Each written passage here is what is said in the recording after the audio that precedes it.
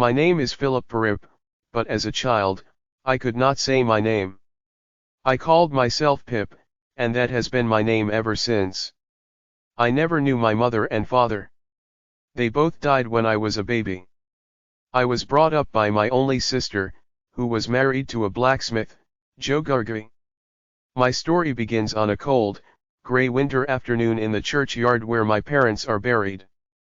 I would often go to their graves and look down at the words on their gravestone, Philip Parip and Georgina, wife of the above. I was a sensitive and lonely child and was often sad. The marshes beyond the churchyard were grey. The river beyond the marshes was a darker line of grey. A bitter wind was blowing across the marshes from the sea. The graveyard was a dark and frightening place. I shivered. Cold and afraid, I began to cry. "Quiet, you little devil," cried a terrible voice. "Keep still or I'll cut your throat." A rough-looking man had taken hold of me. He held me tightly by the neck. "Oh, don't cut my throat, sir," I cried. "Please, don't." The man's rough grey clothes were torn and muddy. Like me, he was shivering with cold. His shoes were old and broken. He had a torn piece of cloth tied around his head. And his eyes were wild and terrible. "Tell me your name," the man growled. "Tell me. Quick." "Pip, sir." "Pip," I answered. "Show me where you live," the terrible man demanded. I pointed towards our village, which was about a mile away from the churchyard. The man stared at me for a moment. Then, with a sudden movement, he picked me up and turned me upside down. A piece of bread fell out of my pocket. The man pushed me onto a gravestone. Then he grabbed the bread and began eating greedily. I sat on the gravestone where he had put me, shivering and crying with fear. "Now, tell me, where's your mother?" the man in grey asked suddenly. "There, sir," I answered, pointing over his shoulder to my mother's grave. The man looked behind him and started to run. "I mean she's buried there, sir. That's my mother. Georgiana, wife of the above." "Oh, I see," the man said, limping slowly back. "And is that your father there buried with your mother?" "Yes, sir," I replied. "Then who do you live with?" the man asked. "That is if I let you live," he said roughly. "With my sister, sir, Mrs. Joe Gargary, wife of Joe Gargary, the blacksmith, sir." "A blacksmith, is he?" the man muttered, looking down at his leg. There was a thick band of iron round his ankle, with a broken chain hanging from the band. The man came nearer. He took hold of my arms and tipped me back over the gravestone as far as I could go. His terrible eyes stared into mine. "Now, look here," he said. "Do you know what a file is?" "Yes, sir." "Then you get me a file. And you get me some food. Do you understand?" "Yes, sir." "Bring me early tomorrow morning, a file, and some food," the man repeated slowly. "Bring them to the old fort over there, by the river. Say nothing to no one and maybe I'll let you live. But if you tell anyone about me," the terrible man said slowly, "your heart and liver will be torn out, roasted, and ate. Now, I'm not alone," he went on. "There's a young man near here, listening to every word I say. He has a secret way of finding a boy, wherever he is. Even if a boy is warm in bed, behind a locked door, that young man will find him. What do you say to that?" I promised I would bring him the file and the food very early in the morning. "Lord strike me dead if I don't say it," the man growled. "Lord strike me dead if I don't," I repeated. The man lifted me down from the gravestone. Then he held his arms around his shivering body. "Good night, sir," I whispered. "Nothing much good about it," the man replied, looking across at wet and windy marshes. "I wish I was a frog or a fish." He limped off through the churchyard, towards the marshes. He turned once to look back at me. I began to run home as fast as I could. When I got home, the forge was shut up. Joe had finished work for the day. I opened the door of the house. I crept into the warm kitchen and saw Joe, sitting alone by the fire, smoking his pipe. Joe Gargary was a huge, fair-haired man with kind blue eyes. He looked at me sadly. "Mrs. Joe has been out looking for you, Pip," Joe told me. "She's out there now, Pip. And she's got Tickler with her." This was very bad news. Tickler was a stick that I had often felt on my thin body. For although I had food, clothes, and shelter, my sister was a hard and angry woman and would often beat me. Her husband, Joe, was my only friend. "Has she been out long, Joe?" I asked nervously. "Well," said Joe, looking up at the clock, "this time, she's been out about 5 minutes. And I hear her coming back, Pip old chap," Joe added. "Get behind the door." My sister pushed open the door with a bang. She soon saw where I was hiding and beat me until I cried. Then she threw me angrily across the kitchen to where Joe was sitting. Joe quietly placed me in the corner near the fire and protected me with his own powerful body. My sister was 20 years older than me. She was tall and thin, with a hard face and sharp black eyes. The rough red skin on her bony hands and face made her always look angry. "Where have you been, you young monkey?"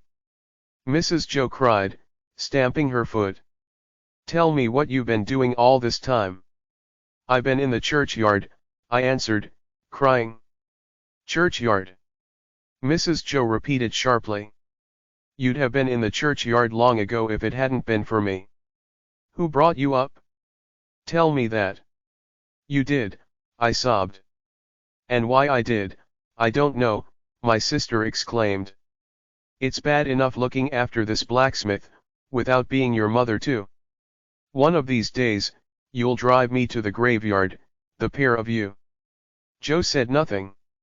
He was a simple gentleman and he never complained about Mrs. Joe's bad temper. But he protected me when he could and I loved him for it. It was Christmas Eve and Mrs. Joe was very busy. She was making the food for the Christmas meal the next day. She made me stir the mixture for the Christmas pudding for an hour and then I was allowed to sit by the fire with Joe.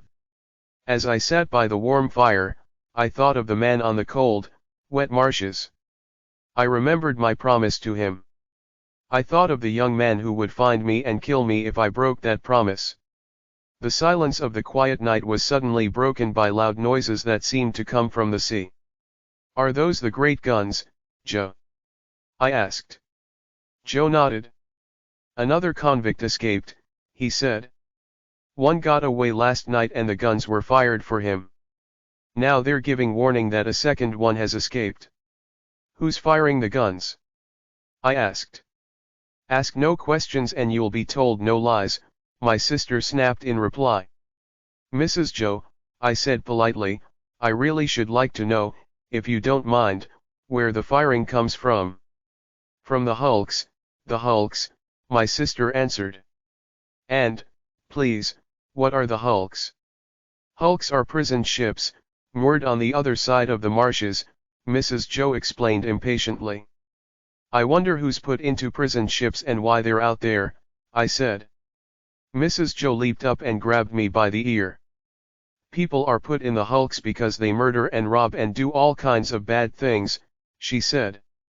"And they all begin by asking questions." Mrs. Joe pulled my ear hard as she spoke and gave me a push. "And now go off to bed," she added. I went slowly up the dark stairs, thinking about the terrible prison ships. I had begun by asking questions. And, in a few hours, I was going to steal from Mrs. Joe. I slept very little that night. I was afraid of Mrs. Joe. I was afraid of the convict on the marshes. And, most of all, I was afraid of the terrible young man. At last, the gray light of dawn came into the sky. I got up and dressed. Quietly and carefully, I crept downstairs to the pantry. I found some bread, a piece of cheese, and a large bone with some meat on it. There was a bottle with a little brandy in it and I took that too. Last of all, on the top shelf, I found a beautiful, round meat pie. A door in the kitchen led into the forge. I unlocked the door and looked for a file among Joe's tools. Then, locking the door behind me, I walked back through the kitchen. Turning the big key, I opened the house door carefully. In a few moments, I was running as fast as I could towards the fort on the misty marshes. It was a frost's morning and very damp and cold. The grass was wet and water dripped from the trees. The mist was so thick over the marshes that I could only see a few feet ahead of me. As I ran, trees, cows, and gates seemed to lean out of the mist to stop me. I knew the fort well, but in my terror, I almost lost my way. I had just crossed a ditch when I saw the man in gray. He was sitting on the ground with his back to me. I walked up to him quietly and touched his shoulder. He jumped up and turned to face me. It was not the same man. But he was dressed in the same rough clothes as the man I had met. He too had an iron on his leg. It was the young man, waiting to tear my heart and liver out. With a cry, I ran on until I had reached the fort. And there was my convict. He was swinging his arms and walking up and down to keep warm. The man grabbed the food from my hand and began eating in great mouthfuls like a dog. When he drank the brandy, he shivered so violently that his teeth nearly broke the bottle. As he started to eat the pie, I spoke to him. "I'm glad you're enjoying it, sir," I said. "Thank you, my boy." I am, he replied. "Aren't you leaving anything for him?" I asked anxiously. "Him? Oh, the young man. He doesn't need any food," the convict replied. "Doesn't he? I thought he looked hungry," I said. "Looked? When did you see?" "Just now," I answered. "Where?" "Over there," I said, pointing. "I thought he was you," I explained. The man stopped eating and grabbed my jacket. "What did the man look like?" he asked me fiercely. He was dressed like you and, he had an iron on his leg," I answered. "And there was a long scar on his face." "Was there?" the convict cried.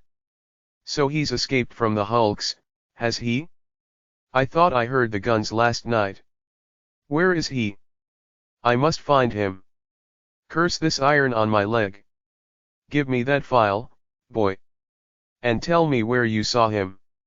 I pointed to where I had seen the young man. The convict stared through the mist. Then, sitting down on the wet grass, he began to file at the heavy iron on his leg. The sky was lighter now and I dared not stay any longer. My sister and Joe would soon be awake. They would be looking for me. I began to walk quietly away. When I looked back, the convict was bent over, filing at the iron on his leg. When I looked back again, I could see nothing through the thick mist. But I could still hear the sound of the file as it cut through the heavy leg iron.